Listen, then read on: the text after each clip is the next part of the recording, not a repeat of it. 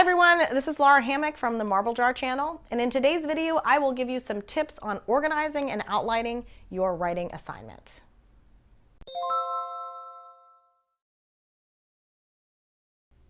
So I did a video a little while ago that shows my step-by-step process of writing a research paper, but what I don't cover in detail is how to outline and organize the paper itself. So this video may not structure your paper for you, but it should get you some tips to get you started.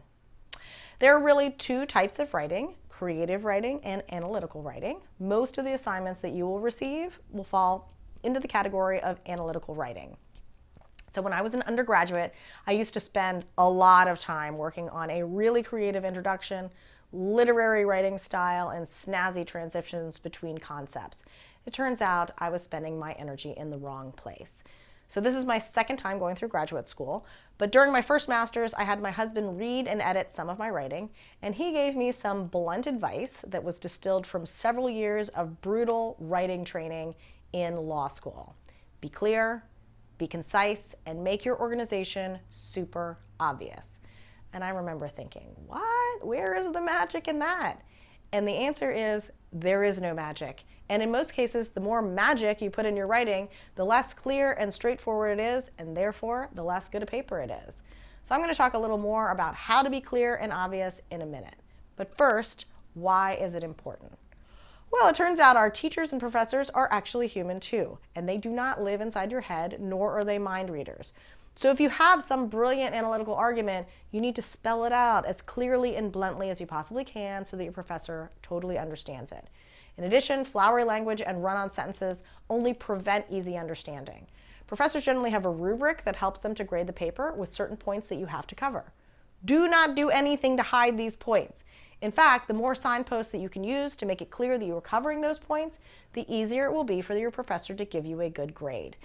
And what is the best way to ensure that you have covered all of those points? Using an outline. So making an outline is crucial. Unless you are a crystal clear thinker who can offer an off-the-cuff, well-reasoned argument without taking a breath, you shouldn't even attempt to write without an outline. Why? Because without one, you will ramble. You will write in stream of consciousness, and you will miss major points that are required in the instructions. How can you make your organization structure obvious if you don't have an organization structure at all? The outline provides you with one, and it keeps you on task. It's really just a listing of all the things that you're going to be discussing in the order that you will cover them. So, how do you make an outline? I can think of 4 ways. Way number 1, instructions. The first thing to do is to look at your assignment. Usually the bones of your outline are already embedded in the instructions. Say your instructions are this. Students should utilize a minimum of 4 peer-reviewed journal articles in addition to the course text to A, define the term theory as related to social work practice, B, define the biopsychosocial spiritual framework and discuss its relevance to social work practice, and C, show how the biopsychosocial spiritual framework could be used to understand and intervene with a specific population or social problem. You can see that the professor has already basically structured your paper for you. So since you will always have an introduction and a conclusion, your initial outline might look like this. Introduction half page, definition of the term half page, biopsychosocial spiritual framework 1 page, which would also include a definition and relevance to social practice, understanding of a specific population or social problem 1 page, and conclusion 1 paragraph. So now you just need to fill in the details of this outline before you start writing. If your instructions are more detailed, I would paste all of that additional information directly into your outline. What if you don't have such detailed instructions? Then you may want to try the second method, taking your outline from an exemplar. So I'm pretty new to this idea, but lots of classes seem to use these. There are examples of outstanding papers written by past students that the professor is willing to share with the class. So I don't like to read the papers all the way through since I don't want to unwittingly influence the content of my paper.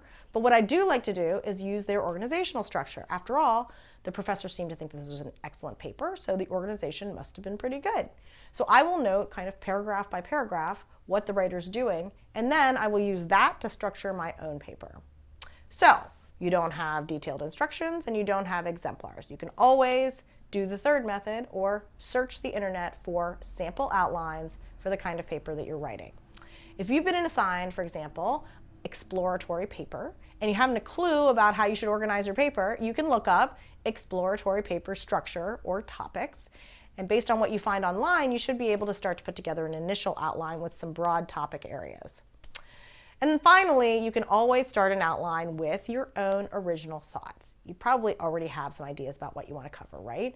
Theoretically, at this point, you've already done a little reading on the topic, so maybe you know you want to do a definition, a history of the term, a section on theories, and then maybe 2 real-world applications. So your outline might look like this. So 2 quick things about original thoughts. What if you have 0 original thoughts on the topic?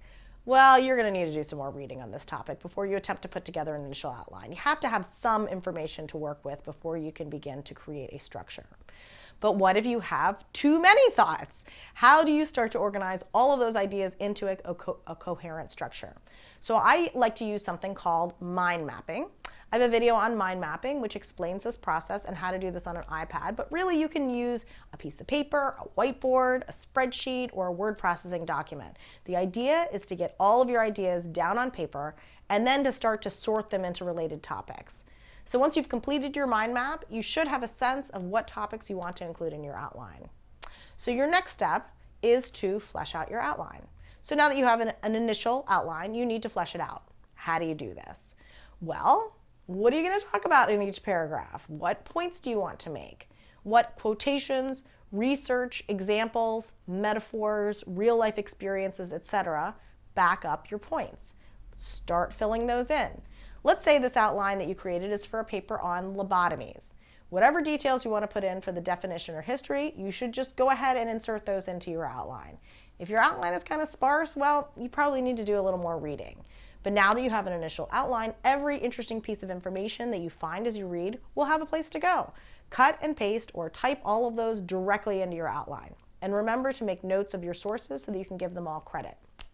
So I have a video on using a spreadsheet to organize your citations and references if you are interested. But using a spreadsheet also gives you a way to tag all of your citations by outline section so that you can plug them all into your outline later on. And finally, just a couple suggestions on how to be clear, concise, and structurally obvious, which were the instructions that I got from my husband all those years ago. Your introduction is really just a narrative view of your outline. You should give a statement or quote about why the topic of your paper is relevant or interesting, and then you can jump right into. In this paper, I'll discuss outline topic 1, outline topic 2, outline topic 3, and outline topic 4. Very straightforward.